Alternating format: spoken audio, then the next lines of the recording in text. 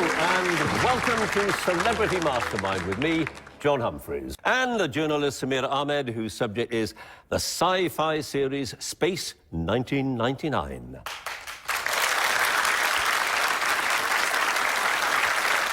Tonight, these four former Celebrity Mastermind champions face each other for the first time. They have all been here before and will once again sit in the same black chair under the spotlight with the pressure of the ticking clock. All of them will be raising money for charity, but only one of them will tonight become the Mastermind champion of champions. Their subjects are different, but the same rules apply. 90 seconds on their specialist subject and then 2 minutes testing their general knowledge. And our final contender, please.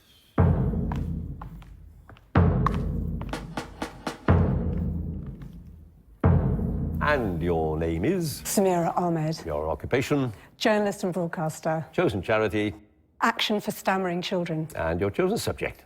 Space 1999. Gerry Anderson live-action science fiction series. Here we go. At the beginning of the series, the moon is blasted out of its orbit into deep space when a nuclear waste dump explodes, which leaves the inhabitants of Moonbase Alpha unable to return to Earth. On what date in September 1999 does the explosion occur? Monday the 13th. Yep. Space 1999 was filmed mainly at one of the UK's best-known production studios. Which studios? Pinewood. Yep. The series' special effects director later won Academy Awards for his work on the films Alien and The Empire Strikes Back. What's his name? Brian Johnson. Yep. In Black Sun and other episodes, it's revealed that Professor Bergman has been fitted with a mechanical internal organ. Which organ? Heart. Yep. In the first episode, Breakaway, John Koenig, played by Martin Landau, is sent to Moonbase Alpha as a replacement for a commander played by Philip Maddock.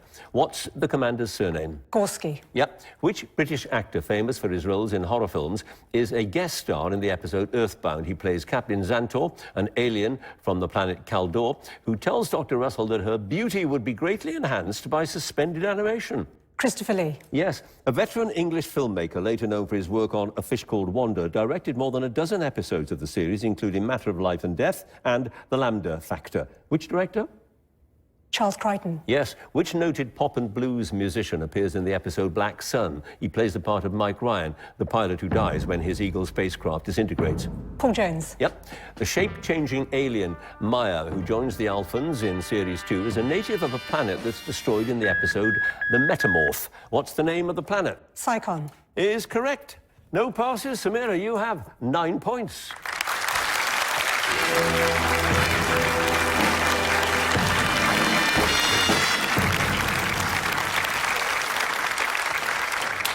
Well, amazing scoring there. Just what you would expect from the champions of champions. Let's have a look at all of their scores. In fourth place with 8 points, Hal, and then in joint first place, 9 points apiece, Tim, Alistair, and Sameera.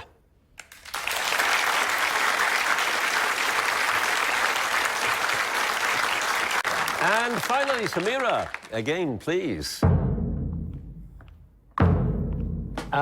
The top that you're wearing, there's a kind of sci-fi touch to it. It's connected with your subject, Space 1999? It's from Series 1 of Space 1999. I'm disappointed, John. I would have thought you would have remembered watching it in 1975. Well, I was too young, to be honest. I know. Sad, well, for me... But you were there, yes. Well, I was 7, and I realise now that I was looking at watching these adults in their late 20s, set in the 1990s, having these amazing adventures, and it was actually 7-year-olds watching themselves grown up in the 1990s. Though I'm not in space, sadly.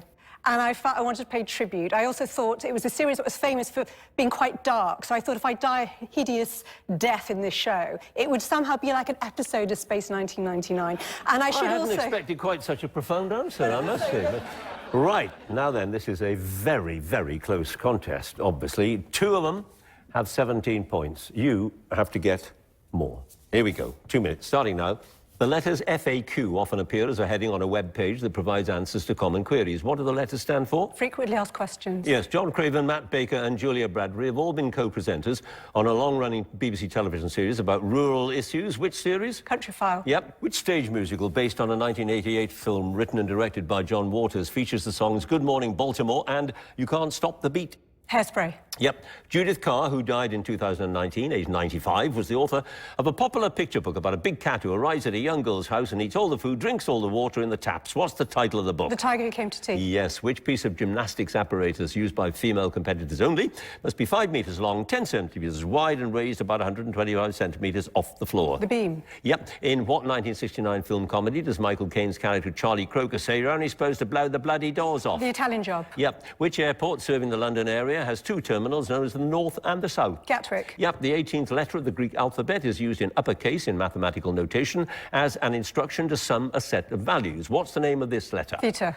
Sigma. An American hip-hop group spent 6 weeks at #1 in the UK singles chart in 2003 with their song Where Is the Love? Which group? Pass.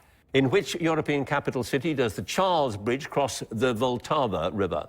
Prague. Yep. What was the name of the former UK high street bank whose logo was an image of a griffin and whose slogan was the Listening Bank? It became part of the HSBC group in 1992. Midland. Yep. What's the name of the founding father who was the first person to sign the American Declaration of Independence? His name has become synonymous with the signature. Jefferson. John Hancock. A famous excerpt from Act 3 of Handel's oratorio Solomon is popularly known as the arrival of the Queen of... Sheba. Yes. Which large mammal is described as white in an informal term for an unwanted or useless possession, especially one that's expensive or difficult to maintain? Elephant. Yeah. An installation by the artist Ai Weiwei was exhibited at Tate Modern in London in 2010. It consisted, started to finish, of millions of tiny porcelain sculptures made to resemble the seeds of which plant? Sunflower. Is correct. Just one pass, Sameera. That American hip-hop group that spent all those weeks at #1, Black Eyed Peas. However, you have scored 21 points.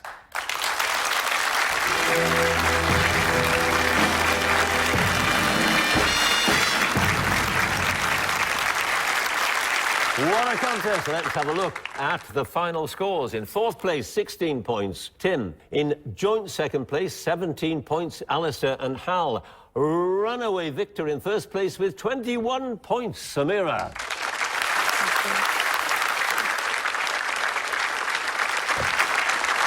Sameera, congratulations. What a victory. Well done. What are you going to do with it? I'm going to put it next to the other one. Because you are now the champion of champions. Yeah, can I just say, as the nerdy girl at school who never won at anything... I don't believe you. And yes, and didn't have a great time, there is something really lovely about geeking out as an adult and it finally being allowed, so thank you. Well, you're welcome. It's wonderful to have you, and that's really an amazing achievement. And this is the first time I've ever handed over an award on a plinth because it says at the bottom, Champion of Champions. Well done. Oh, thank you so much. Now, you don't have to be a celebrity, let alone a champion of champions, to take part in the regular Mastermind programmes. If you would like to appear in the next series of Mastermind on BBC Two, you can apply online at bbc.co.uk/Mastermind, and you can follow us on Twitter at Mastermind Quiz. Either way, do join us again next time for more Masterminds, and thank you for watching. Goodbye.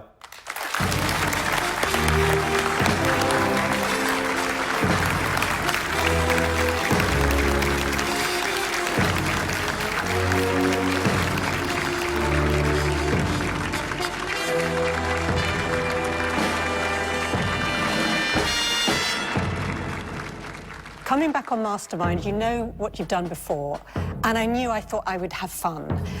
But I was so conscious I was in a room with really serious winners. So that was my goal, was to have a good laugh. And what I love is that Mastermind's giving me 2 chances to come back and geek out on the things I loved as a kid.